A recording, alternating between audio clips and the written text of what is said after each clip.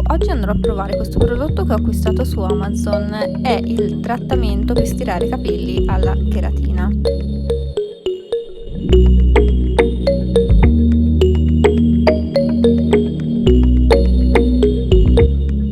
All'interno della confezione trovate la crema per il trattamento, uno shampoo e un balsamo. La prima cosa da fare è lavare i nostri capelli solo con metà dello shampoo, senza usare dopo né balsami né maschere.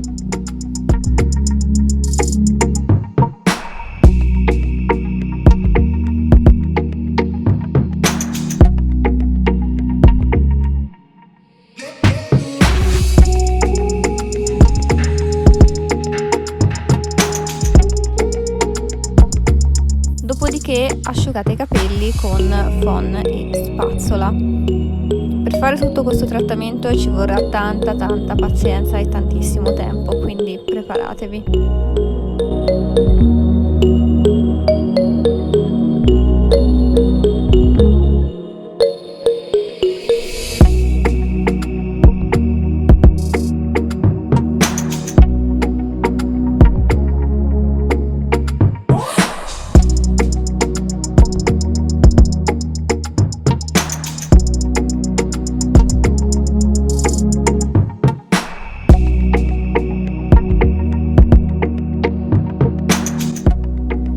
Una volta asciugato, il prossimo passaggio è quello di applicare la crema.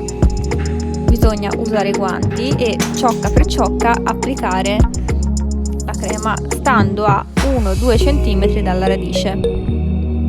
Dopodiché con un pettine andiamo a togliere l'eccesso di prodotto.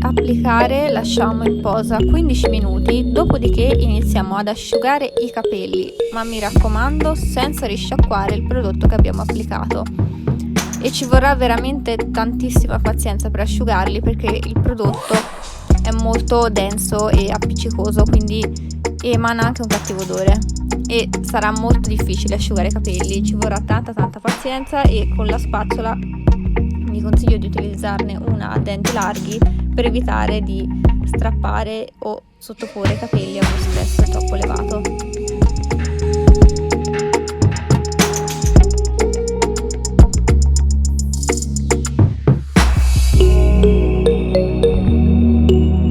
Una volta asciugati i capelli sarà il momento di utilizzare la piastra. Andrà utilizzata a una temperatura molto alta, intorno ai 200-230 gradi, e bisognerà passare ciocca per ciocca, molto piccole, almeno dalle 8 alle 12 volte.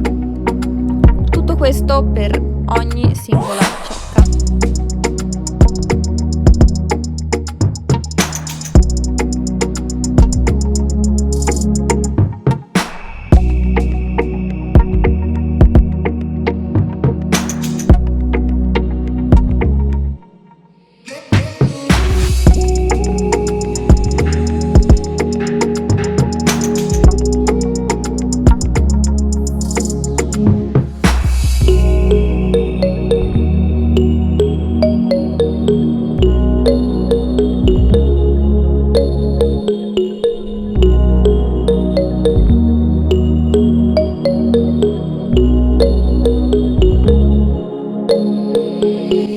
Come ultimo passaggio sarà quello di rilavare un'altra volta i capelli, finendo